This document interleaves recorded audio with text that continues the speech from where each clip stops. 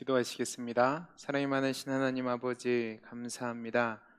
부활주의를 하나님 은혜 가운데 보내게 하시고 한 주간을 시작하는 월요일 아침 첫 시간 하나님 앞에 새벽 기도회로 드릴 수 있는 은혜 주시니 감사합니다. 이 시간 우리에게 말씀을 통해서 하나님 뜻을 깨닫게 하시고 또 이 말씀 붙잡고 하나님의 백성답게 오늘 하루도 살아갈 수 있도록 은혜 베풀어 주옵소서.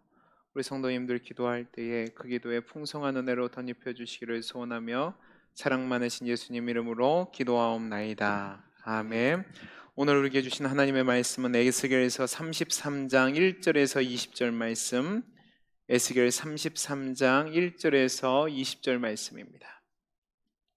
에스겔서 33장 1절에서 20절 말씀을 한 절씩 교독하시고 마지막 절은 합독하겠습니다. 여호와의 말씀이 내게 임하여 이르시되 인자야, 너는 내 민족에게 말하여 이르라. 가령 내가 칼을 한 땅에 임하게 한다 하자.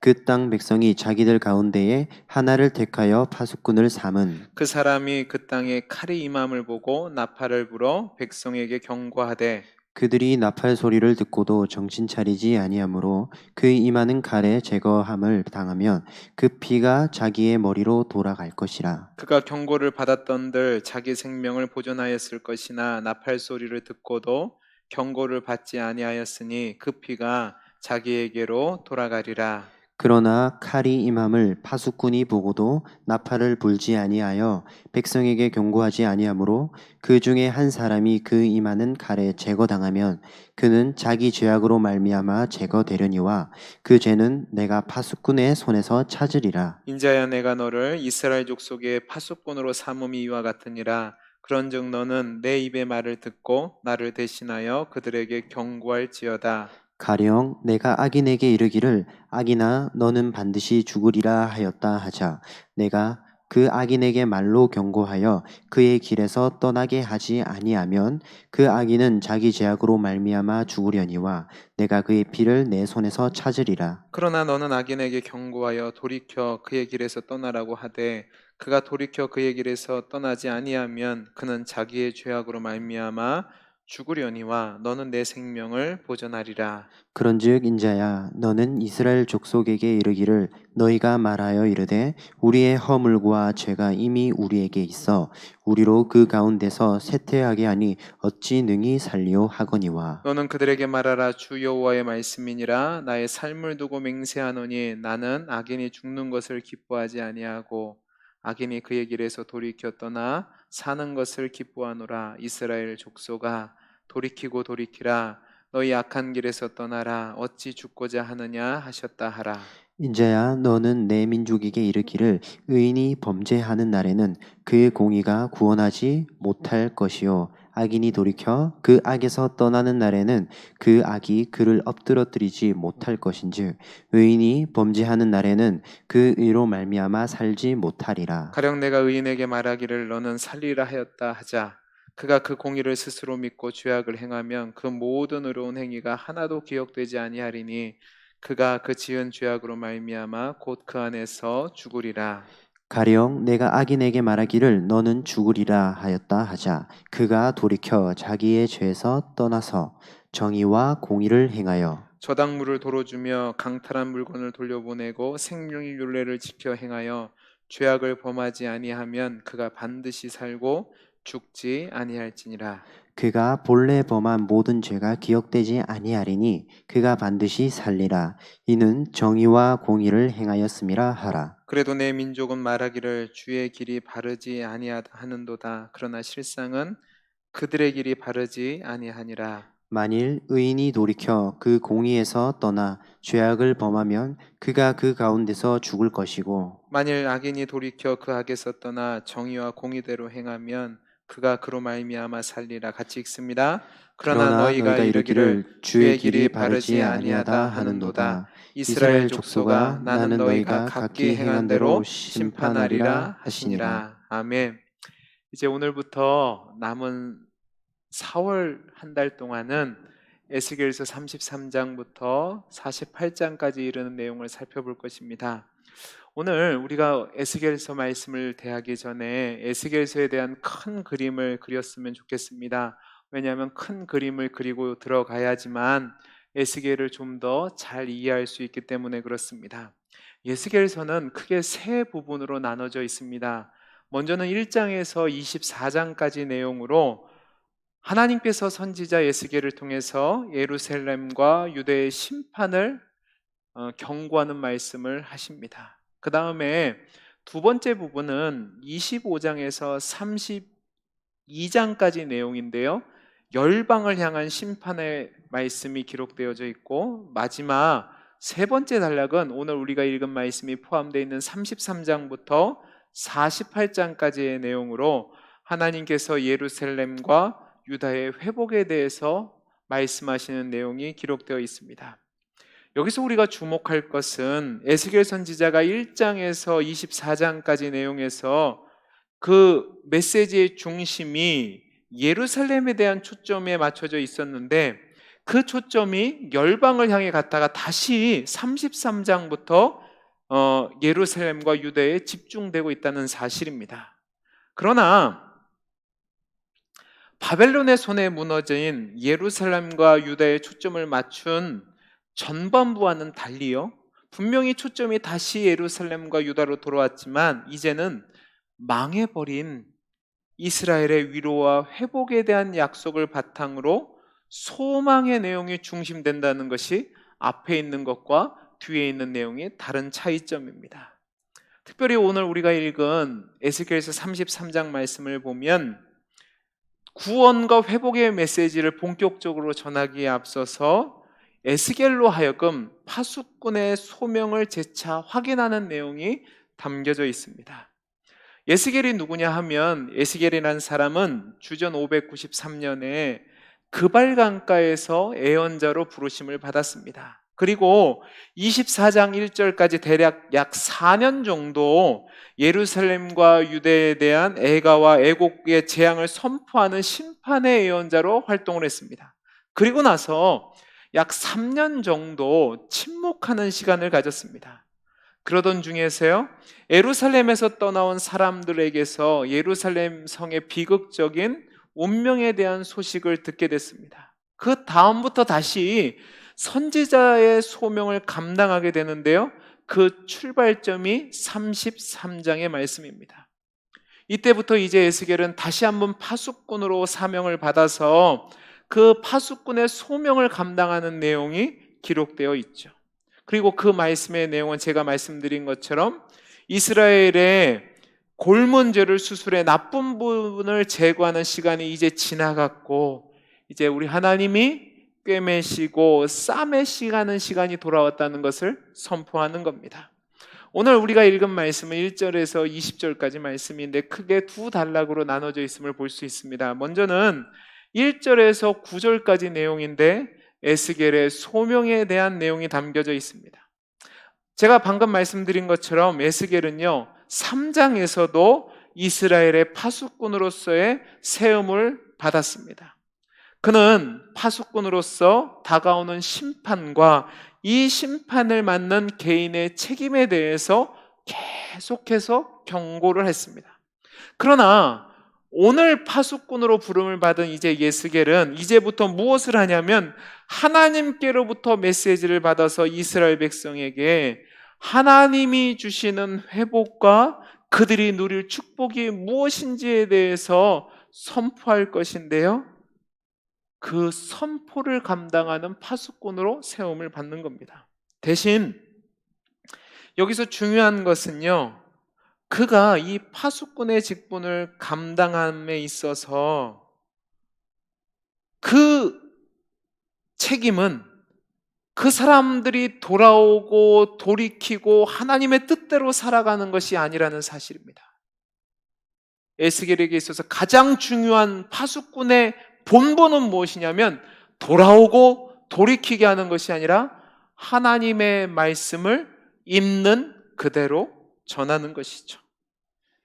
여러분, 이때 당시에 파수꾼으로 부름을 받았다고 했을 때 이 파수꾼의 역할을 좀 살펴봐야 되는데, 에스겔이 활동하던 이 당시는 무법천지의 시대였습니다. 그래서 강한 족속이 강하다는 이유만으로 힘이 없고 약한 민족들을 침략하고 파괴하고 유린하고 약탈하던 시대였습니다.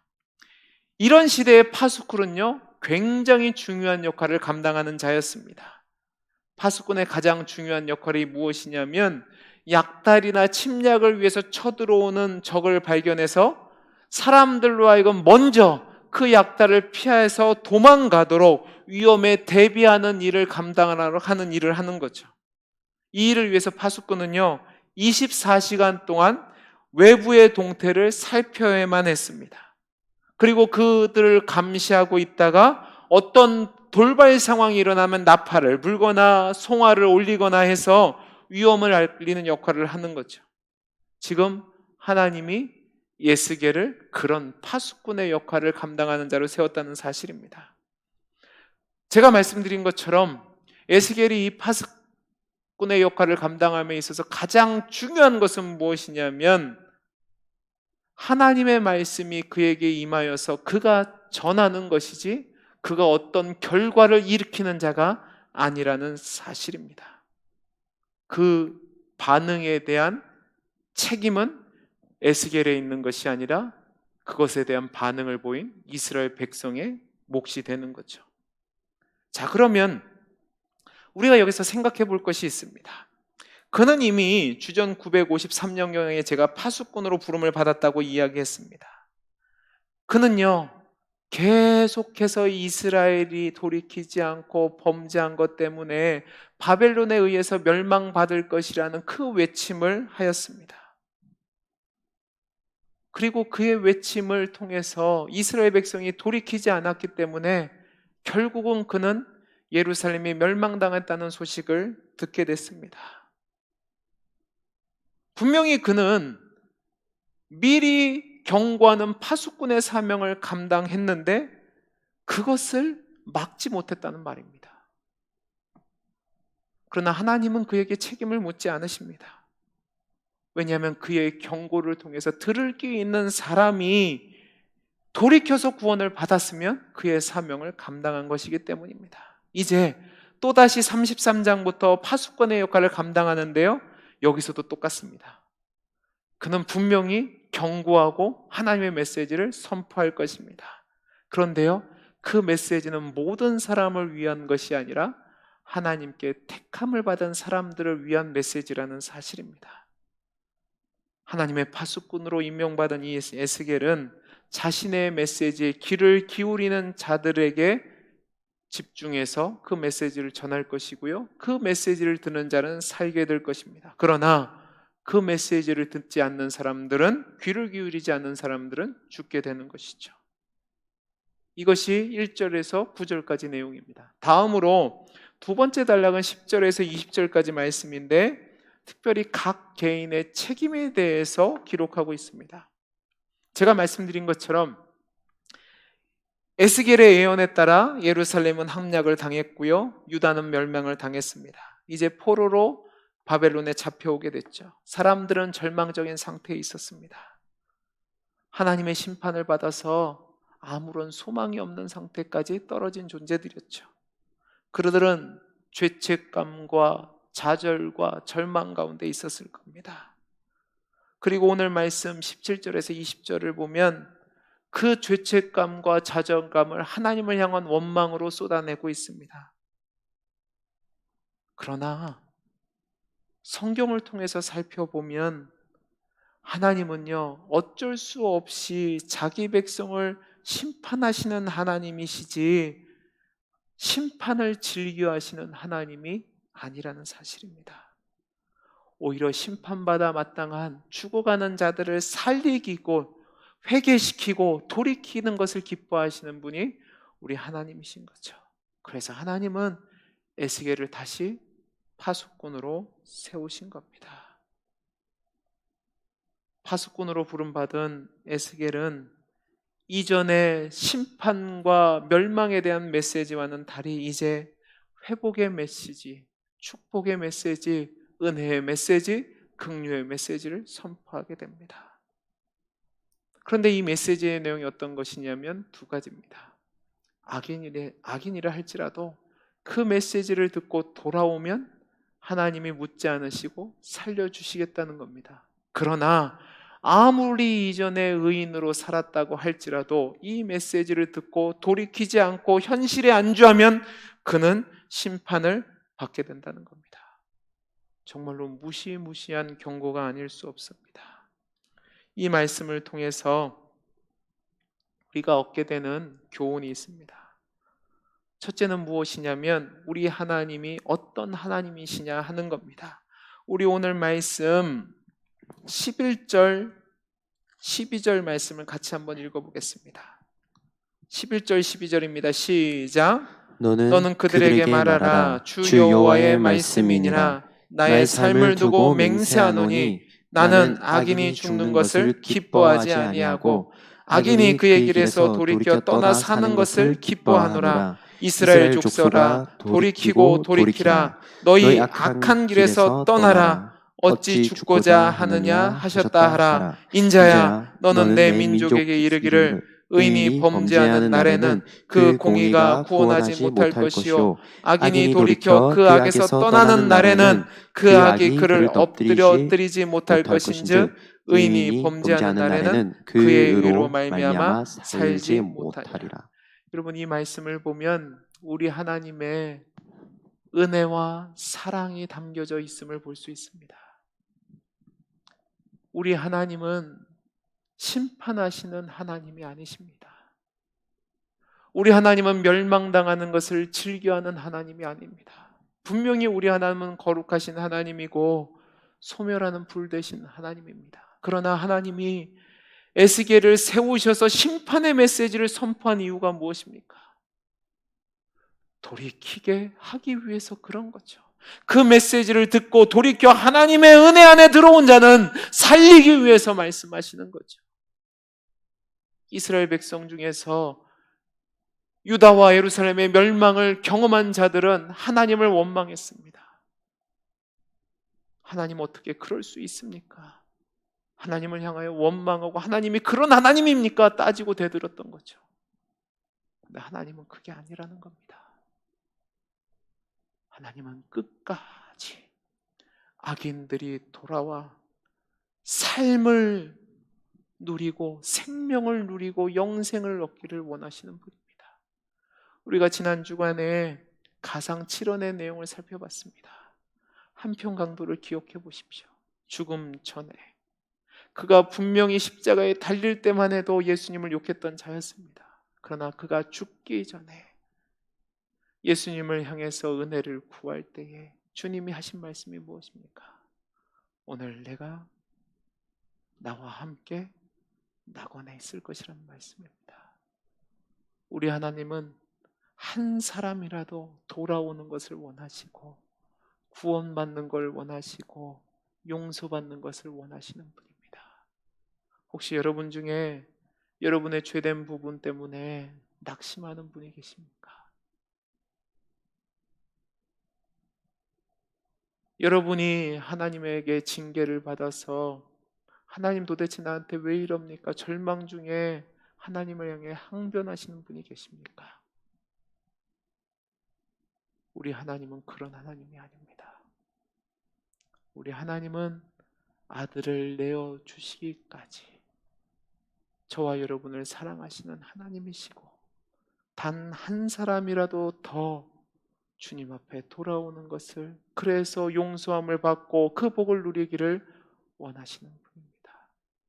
그 하나님의 은혜 안에 들어오실 수 있는 우리 성도님들이 되시기를 간절히 소원합니다. 또 한 가지 배울 것이 있습니다. 우리 33장 7절에서 9절까지 말씀을 같이 한번 읽어보겠습니다. 시작.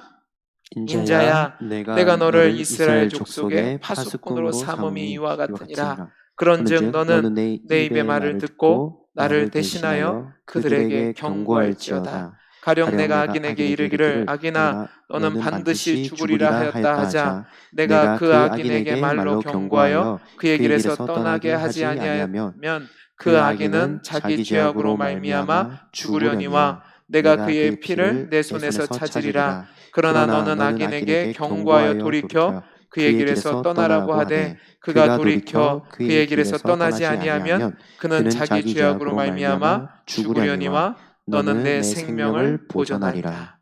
여러분, 이 말씀을 통해서 우리가 주는 교훈은 무엇이냐면 저와 여러분이 하나님께 파수꾼으로 부름을 받았다는 사실입니다. 제가 첫 번째 뭐라고 그랬죠? 하나님은 단 한 사람이라도 악인이 돌아오는 걸 원한다고 말씀드렸습니다. 그 하나님이 그 마음을 가지고 저와 여러분을 파수꾼으로 세웠다는 사실입니다. 유다가 멸망한 지금 하나님이 다시금 예스게를 파수꾼으로 세우신 이유가 무엇입니까? 그로 하여금 하나님의 음성을 전하기 위해서 그런 겁니다. 그 하나님의 음성이 무엇입니까? 회복과 구원과 그 다음에 소성의 복음을 전하기 위해서 그런 겁니다. 여러분, 저와 여러분이 그 파수꾼의 사명을 받았다는 사실을 기억하시기 바랍니다. 파수꾼의 사명은 받은 그대로 전하는 것입니다. 우리는 자꾸 파수꾼으로서 어떤 결과가 나타나기를 원합니다. 더 큰 사람이 주의 은혜 안에 돌아오고 나 때문에 많은 사람들이 예수를 경험하고 나 때문에 구원받은 자들이 많아져서 그것을 자랑하고 싶어 합니다. 그게 파수꾼의 능력이라고 생각합니다. 아니요. 파수꾼의 사명은 하나님 아버지의 뜻을 있는 그대로 증거하는 겁니다. 그 소식을 알리는 것이 우리의 사명인 거죠. 저와 여러분이 서 있는 그 자리가 바로 파수꾼의 사명을 감당해야 될 자리입니다. 우리가 전하는 메시지에 사람들이 어떻게 반응하는지는 우리의 몫이 아닙니다. 우리의 책임이 아니고 저들의 몫이고 저들의 책임이죠. 코로나19 사태 이후에 복음을 전하는 것이 더 힘들어졌다고 이야기합니다. 근데 여러분, 그것은 변명입니다. 그들이 듣든지 아니 듣든지 주님은 우리를 회복의 직분을 감당하는 파수꾼으로 세웠다는 사실을 기억하시기 바랍니다. 여러분이 있는 그 자리에서 그리스도의 은혜의 복음, 생명의 복음을 증거하는 파수꾼의 역할을 감당할 수 있게 되기를 간절히 소원합니다. 그 사명을 충성되게 감당함으로 말미암아 하나님 앞에서 여러분의 생명이 보존되고 하나님 앞에서 상급을 받고 또 하나님이 원하시는 뜻이 믿지 않는 자들에게 전달돼서 단 한 사람이라도 귀한 영혼이 주님께로 돌아오는 놀라운 역사가 나타날 수 있게 되기를 간절히 소원합니다. 기도하겠습니다. 사랑이 많으신 하나님 아버지, 감사합니다. 하나님, 오늘 말씀을 통해서 아버지의 마음을 깨닫게 해주시니 감사합니다. 우리 하나님은 단 한 사람이라도 더 악인이 주님께 돌아와 심판이 아닌 생명 얻기를 원하십니다. 그 마음을 가지고 우리를 파수꾼으로 부르셨는데 그 파수꾼의 직분을 넉넉히 감당하는 우리 모든 성도님들이 되게 해 주옵소서. 우리 성도님들이 기도합니다. 교회를 위해서, 나라를 위해서, 가정을 위해서, 개인을 위해서 기도할 때에 그 기도에 우리 하나님이 풍성한 은혜로 덧입혀 주시기를 소원하며 감사하며 사랑 많으신 예수님 이름으로 기도하옵나이다. 아멘.